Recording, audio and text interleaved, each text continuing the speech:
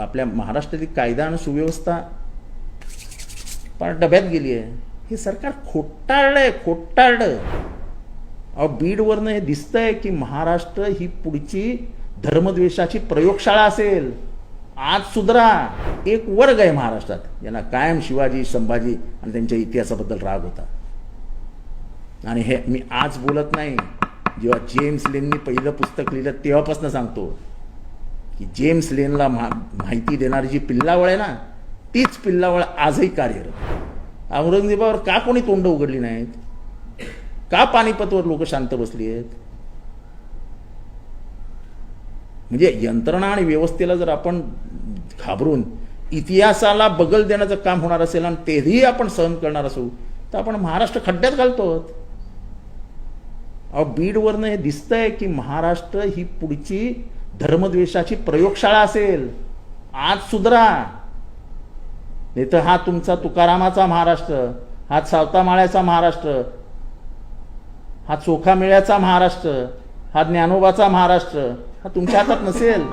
आपण फक्त नावं घेत राहू. फुले, शिवशाहू, शिवाजी महाराज, संभाजी महाराज, फुले, शाहू, आंबेडकर हे फक्त पुस्तकात राहतील. आणि इथे नको त्यांच्या हातात व्यवस्था जाईल आणि या महाराष्ट्राचं राख रांगोळी झालेली असेल. मी माझ्या या विधानसभेच्या भाषणात बोललोय की बंद करा. आहे ज्यांना इतिहासातला माहित नाही ते बोलत होते याच्यात आम्हाला कबर नकोच. अरे काय नको, काय नको, तुला काय माहिती आहे त्याच्या कबरीबद्दल? कधी आला औरंगजेब महाराष्ट्रात? कशासाठी आला होता? काही ते काय फिरायला आला होता औरंगाबादला?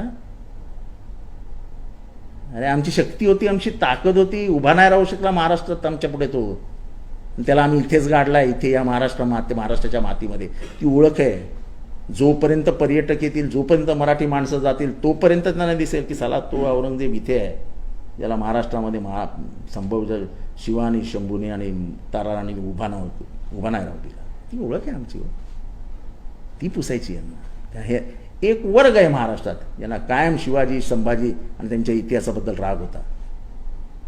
आणि हे मी आज बोलत नाही, जेव्हा जेम्स लेननी पहिलं पुस्तक लिहिलं तेव्हापासून सांगतो की जेम्स लेनला माहिती देणारी जी पिल्लावळ आहे ना, तीच पिल्लावळ आजही कार्यरत आहे.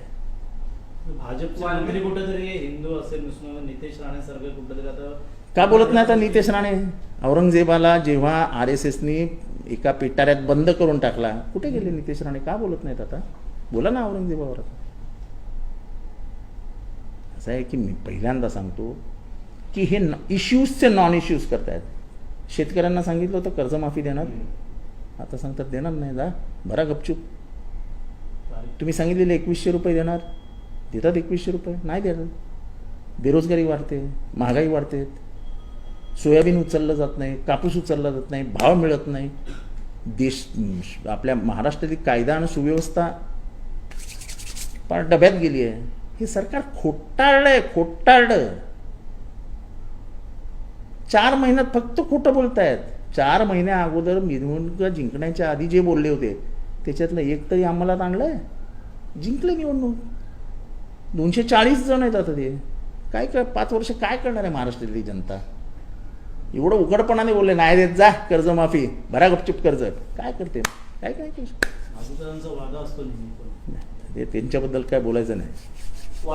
वादा और बुरा इरादा, वादा और बुरा इरादा. वादा करके इरादे तो सही चाहिए ना भाई.